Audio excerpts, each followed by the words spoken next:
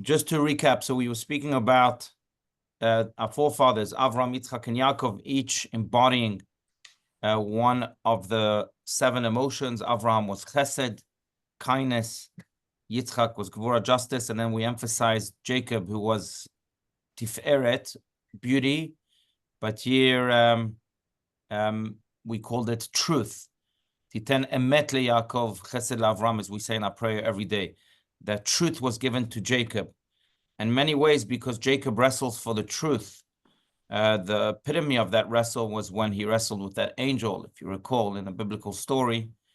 And then he was named Israel. He overcame the angel and was able to attain, indeed, this level of truth.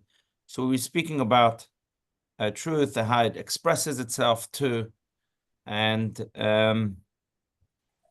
how, in many ways, the Benoni is defined by the truth, or at least he defines his life by the truth. What truth? The truth of his soul. And that was really the big theme until now. So let's continue again where we left off, top of page 20, continuing to speak about Emet Yaakov, the truth was given to Jacob, which secures everything from end to end, the upper and lower bolts. I think that's where we are, right?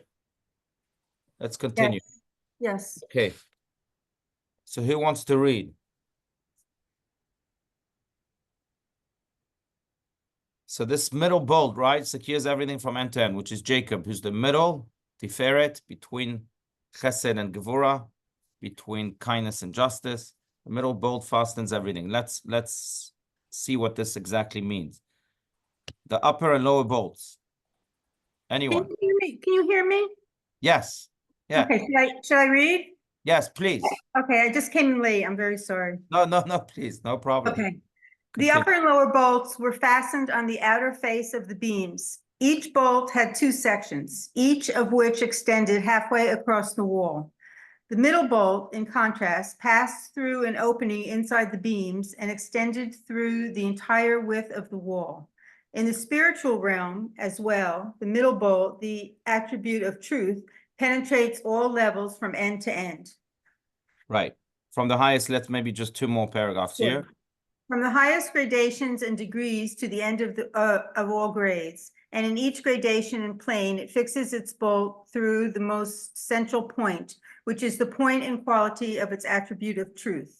Right. On one hand, truth resides at the unattainable zenith, the quintessence of perfection. On the other hand, it penetrates in the midst of the beams. Every point of reality contains an element of truth, its own truth. This is why truth reaches from infinite heights to fathomless depths and to reality's innermost dimensions, the line without boundaries that is all pervasive. Right, like that middle bolt that permeates everything. And that is true in life in general. That's the way God created the world, that he ensured that there is a piece of truth even in the greatest of lies. And in many ways, our task is to discover that truth. We're speaking about not just truth versus lies, but of course, the attribute of truth, which refers to something broader, and that is God himself. Divinity itself is in every piece of this world. In this table, in this water bottle here, in everything, there's a little bit of truth. There's divinity. Yes, it's covered up sometimes by a lot of materialism or a lot of lies. This world altogether in the Zohar is called Alma de Shikra, the world of lies. But there's a piece of truth in everything. In many ways, it speaks to our task in this world to reveal that truth.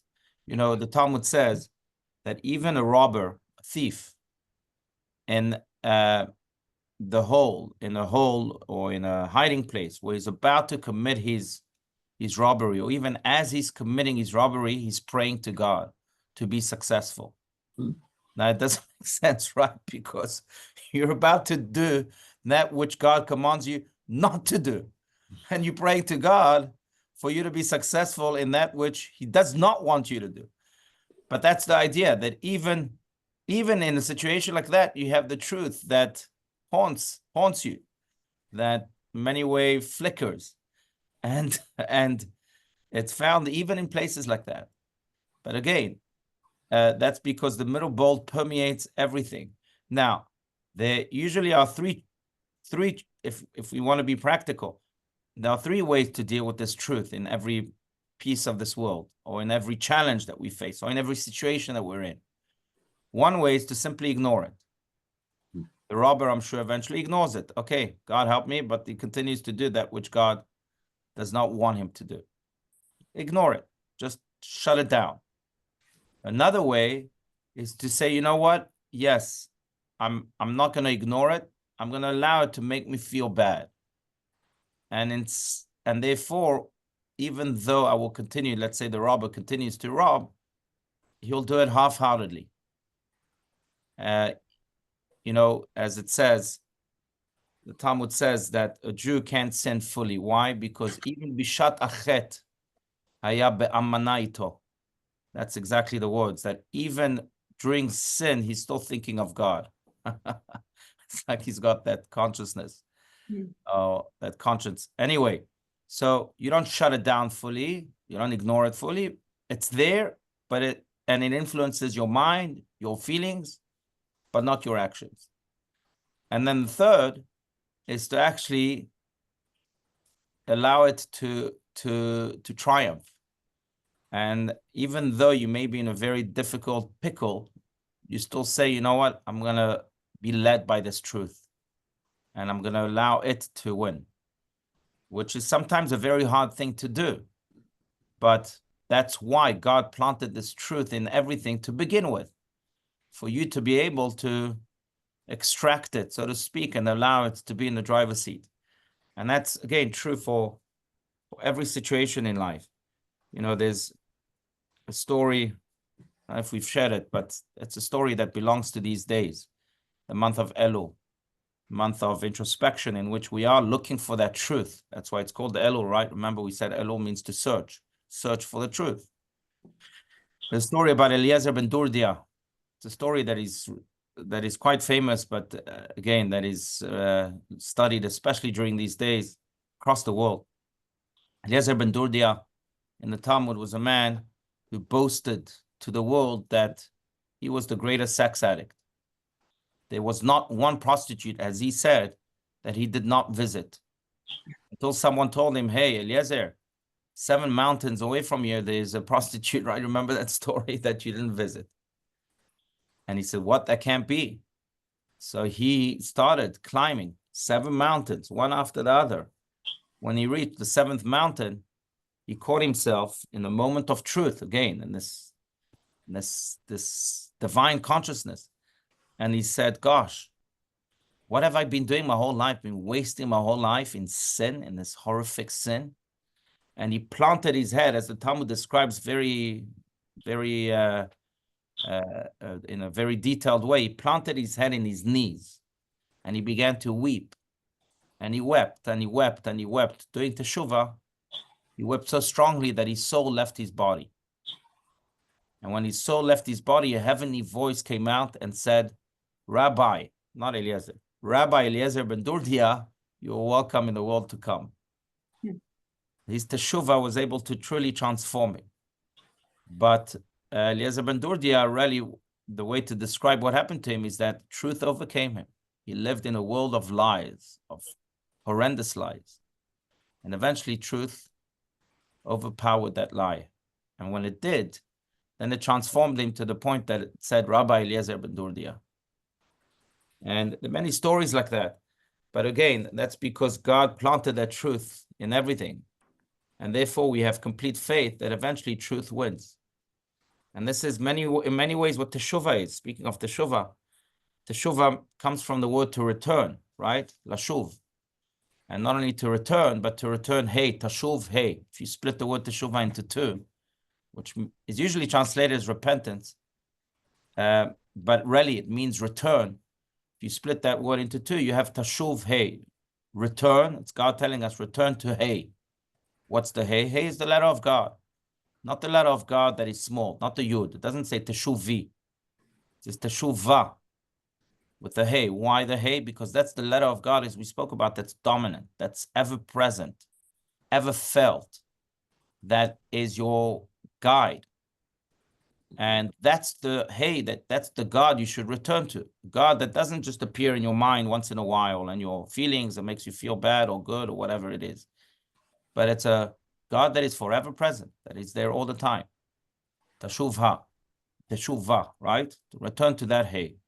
That's what it is, to return to a truth that's ever dominant. Divine truth that's ever dominant. Okay, let's yes, please. Yeah, do welcome. Please, a rabbi in the Talmud taught that God created everything in the world except lies and exaggeration.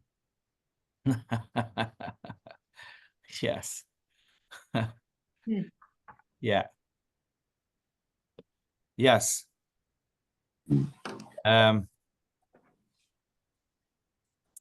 That's why God appears, you know, by Elijah the prophet, God appears in that small, still voice, not in the exaggerations of life. If you're looking for God and the truth, it's in that still, small voice. That's within us and within everything.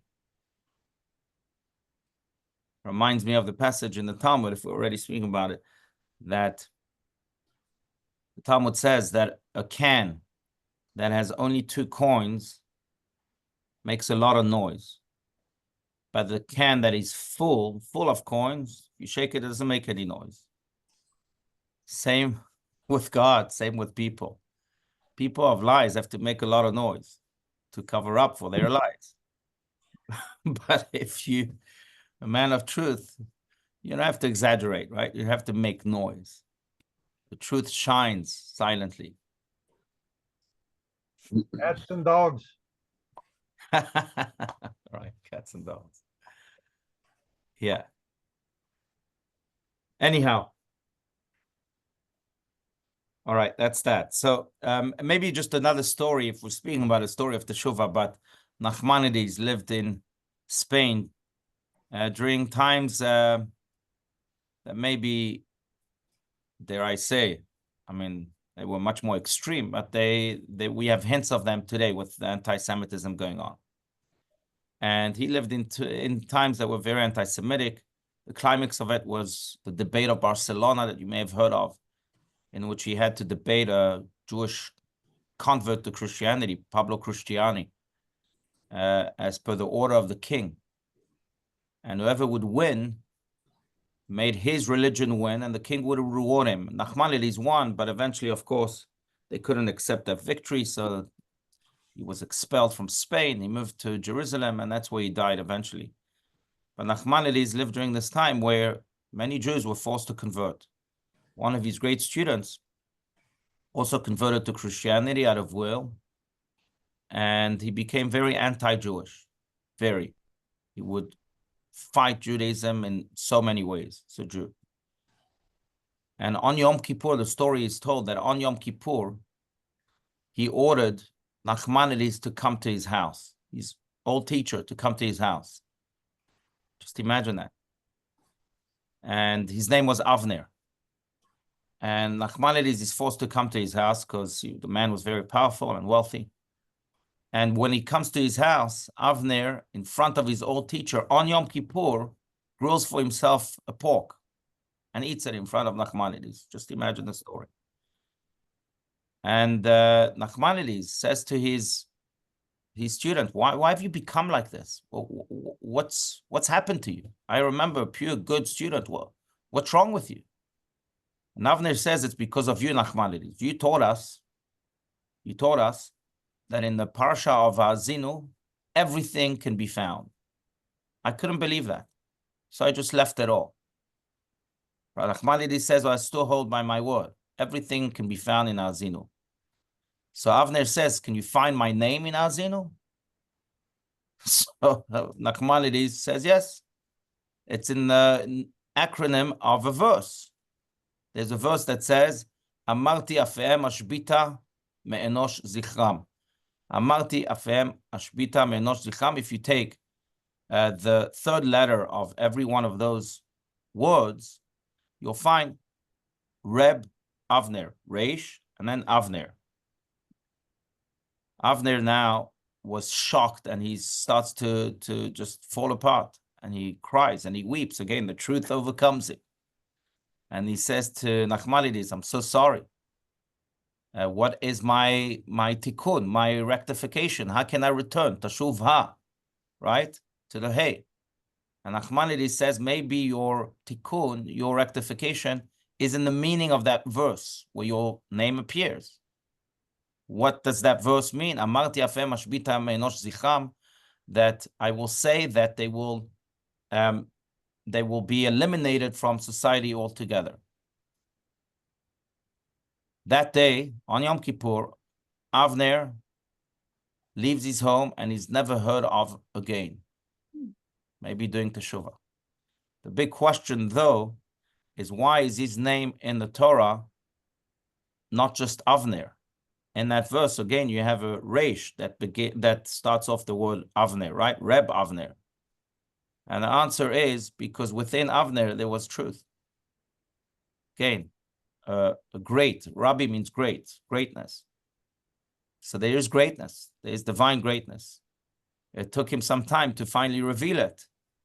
But there is divine greatness. And eventually, when he was taken to the test and Nachmanides was there to shake him up, then that truth came out. And that Reb was finally revealed to the world. And in many ways, it's true for every one of us. There's a ratio in every one of us. There's greatness, divine greatness in every one of us. And in many ways, what this truth here speaks about in the Tanya is that we can decide to ignore it. We can even allow it to creep into our mind sometimes, but until it overcomes our actions, we'll be haunted by it. And therefore, it's time to embrace it. And that's really the message of Elul, the message of this chapter here. Okay, let's continue. Unless, again, there's more comments, questions, I welcome those. Okay. The attribute of truth. Yes. Attribute of truth is an unbounded inheritance. As the Talmud states, Jacob's inheritance is without boundaries. And in Genesis, and you shall spread abroad to the west and to the east and to the north and to the south, which has no limit upwards to the highest degrees.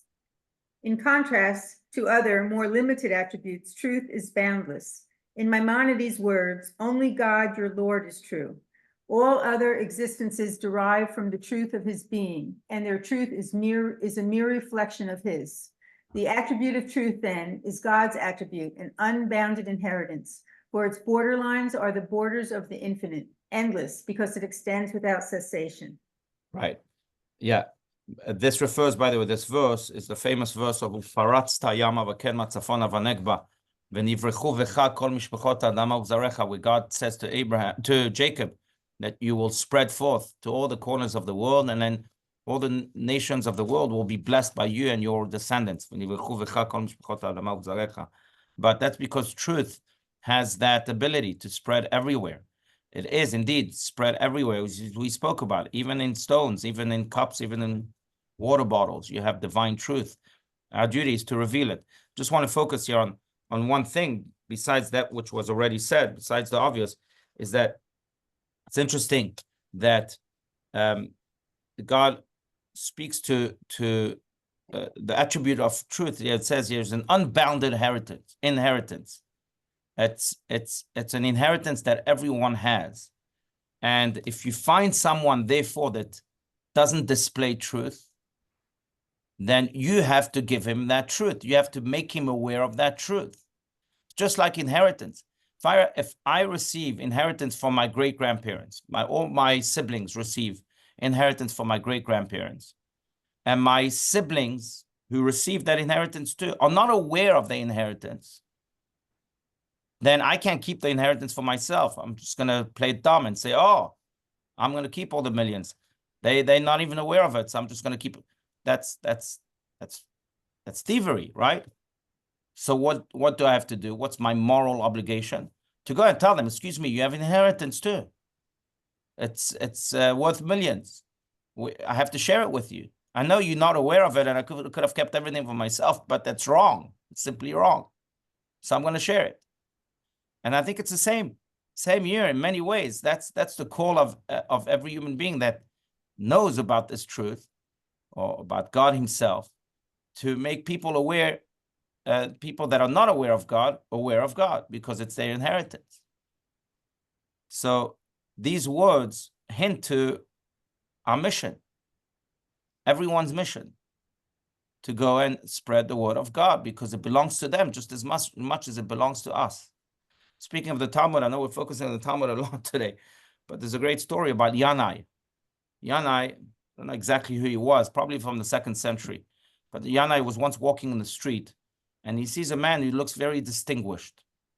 Meshupa me'od, that's what it says in the Talmud. It's an interesting word. Meshupa means distinguished. And he says, oh, I probably can learn a lot from this man. So he invites him to his home. And Yanai serves him a whole meal. And during the meal, he says to this distinguished man, maybe teach me a thing or two. The man says, I don't know anything in Talmud. He says, okay, teach me something in Halakha. I don't know anything in Halakha. Maybe teach me something in Midrash. I don't know anything in Midrash. Turns out this guy was completely ignorant. So at the end of the meal, the Yanai says to this at least bless, lead us in the blessing after the meal, in the Birkat Hamazon. And the man says, I don't know the words. Yanai became so upset that he said something horrific. He said, then repeat after me. Let me teach you the blessing, repeat after me. And he tells him to repeat after him that a man who's like a dog ate from Yanai's food, referring to this distinguished man that looked distinguished at least as a dog. Now, of course, the man understood what was happening and he said, how dare you call me like that? He says, well, you don't know anything. You're a complete ignorant. He says, well, wait a second. I do know one thing. I know a verse that says, Torah tziva lanu Moshe morasha keilat Yaakov. The Torah that was commanded to us by Moses is an inheritance to the entire congregation of Jacob. If I don't know Torah, isn't it your duty to teach it to me? My inheritance just as much as it is yours. And Yanai realized the big mistake and he asked for forgiveness and so on. But the truth of these words resonates very deeply. It's true. It's the inheritance of everyone. How dare we keep it? I know there's some Jews out there who think the Torah is only theirs. And therefore they close themselves and seclude themselves from other Jews. But it's the inheritance of everyone. It's true not just for Torah, for truth altogether. Just the divine awareness that there is a God that we are accountable to. That's something that belongs to everyone. And if other people don't know it, then it's our duty to teach it to them because it's their inheritance too. That's really what Rabbi Steinsaltz means here by this unbounded inheritance. It belongs to everyone.